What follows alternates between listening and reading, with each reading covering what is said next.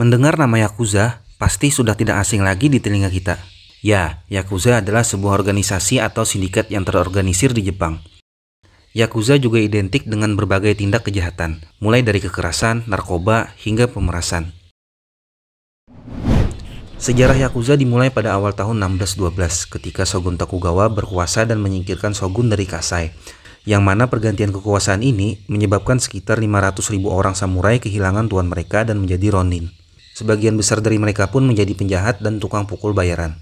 Mereka juga dikenal sebagai kabukimono atau orang gila karena pakaian, potongan rambut, dan perilaku mereka yang aneh. Mereka juga membawa pedang kemana-mana, di mana gaya tersebut membuat mereka cukup nyentrik. Kabukimono mempunyai kebiasaan untuk memusuhi dan meneror siapapun di waktu luang mereka, bahkan sampai menusuk seseorang hanya untuk kesenangan belaka. Para kabukimono adalah samurai eksentrik, membuat nama-nama yang aneh untuk kelompok mereka dan banyak berbicara dalam bahasa gaul. Loyalitas mereka terhadap satu sama lain juga sangat luar biasa. Mereka akan saling melindungi dari ancaman apapun, termasuk terhadap keluarga mereka sendiri. Namun dikatakan kabukimono bukanlah kelompok samurai sejati. Mereka hanyalah tukang buat onar. Di masa Keshogunan Tokugawa, mereka menjadi saingan dari kelompok main hakim sendiri yang dikenal sebagai Machiyako atau Satuan Petugas Desa. Machiyako adalah rakyat jelata yang bertindak seperti ksatria kota, tetapi mereka tidak bisa memiliki pedang karena mereka bukan samurai. Machiyako ini terdiri dari para penduduk dan pedagang juga sukarelawan yang mau menyumbangkan tenaganya untuk menghadapi kaum kabukimono. Walaupun mereka kurang terlatih dan jumlahnya sedikit, tetapi ternyata para anggota Machiyako ini sanggup menjaga daerah mereka dari serangan para kabukimono.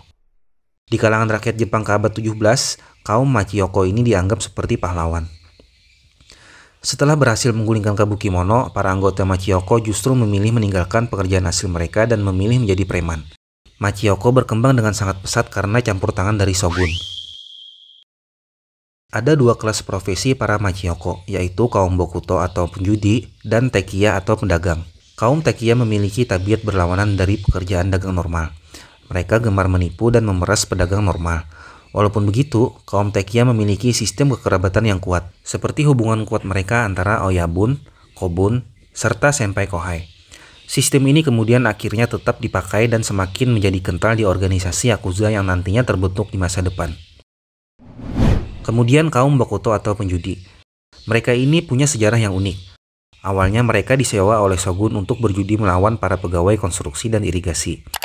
Tindakan ini dilakukan agar gaji para pegawai konstruksi dan irigasi habis di meja judi dan tenaga mereka bisa disewa dengan harga murah. Dari kaum bokuto ini juga muncul tradisi menandai diri dengan tato di sekujur badan atau irezumi dan potong jari atau yubitsume sebagai bentuk penyesalan ataupun sebagai hukuman. Awalnya hukuman ini bersifat simbolik karena ruas jari kelingking yang dipotong membuat pemilik tangan menjadi lebih sulit memegang pedang dengan mantap. Hal ini menjadi simbol ketaatan terhadap pimpinan. Setelah bertahun-tahun berlalu, kaum bokuto dan tekiya akhirnya memilih untuk bersatu dan mengambil satu identitas, yakni sebagai kelompok Yakuza. Kelompok Machiyoko yang dulunya bertugas melindungi masyarakat pun kemudian menjadi kaum yang ditakuti masyarakat. Para pimpinan Jepang saat itu memanfaatkan hal ini untuk mengendalikan masyarakat dan menggerakkan nasionalisme. Kaum Yakuza kemudian direkrut oleh pemerintah Jepang dalam aksi pendudukan di Manchuria dan Tiongkok oleh Jepang pada tahun 1930-an. Para Yakuza dikirim ke daerah tersebut untuk merebut tanah dan memperoleh hak monopoli sebagai imbalan. Sejak saat itulah Yakuza menjadi terus berkembang. Namun, peruntungan kaum Yakuza berubah setelah Jepang menyerang Pearl Harbor. Kemiliteran Jepang mengambil alih kendali dari tangan kaum Yakuza. Para anggota Yakuza akhirnya dipaksa memilih apakah mau bergabung dalam birokrasi pemerintah, menjadi tentara, atau masuk penjara. Dapat dikatakan pamor Yakuza kemudian menjadi tenggelam karenanya. Dan setelah Jepang menyerah pasca Perang Dunia Kedua, para anggota Yakuza pun akhirnya bisa melepaskan diri dari militer dan kembali ke masyarakat. Kemudian muncullah Kodama Yoshio, seorang mantan militer berpangkat admiral muda. Kodama Yoshio berhasil mempersatukan dua fraksi besar Yakuza, yaitu fraksi Yamaguchi-gumi yang dipimpin oleh Taoka Kazuo dan fraksi Toseikai yang dipimpin Machi Hisayuki. Yakuza pun kemudian semakin bertambah besar keanggotaannya. Pada periode 1958 hingga 1963, organisasi Yakuza diperkirakan memiliki anggota sebanyak 184.000 orang, atau lebih banyak daripada anggota Tentara Angkatan Darat Jepang pada masa itu. Dan Kodama Yoshio pun dinobatkan sebagai Godfather pertama Yakuza. Pemerintah Jepang kemudian mengeluarkan undang-undang anti Boroyokudan yang ditetapkan pada tahun 1992 guna mengurangi keanggotaan Yakuza. Dan hasilnya, keanggotaan Yakuza pun menurun. Yakuza diketahui memiliki beberapa bisnis ilegal yang menjadi tulang punggung mereka, yaitu pachinko, perdagangan amfetamin atau ekstasi, prostitusi, pornografi, pemerasan, hingga penyelundupan senjata.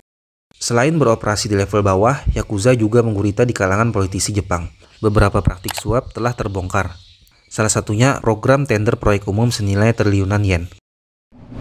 Meski Yakuza sering terlibat aktivitas kriminal, mereka juga menjadi ninkyo dantai atau bersifat ksatria.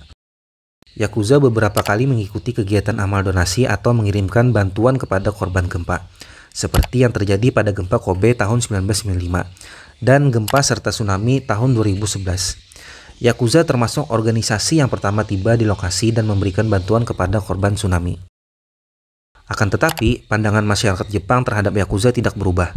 Organisasi tersebut tetap dianggap memiliki tendensi melakukan tindak kriminal meski hanya berupa kejahatan jalanan biasa.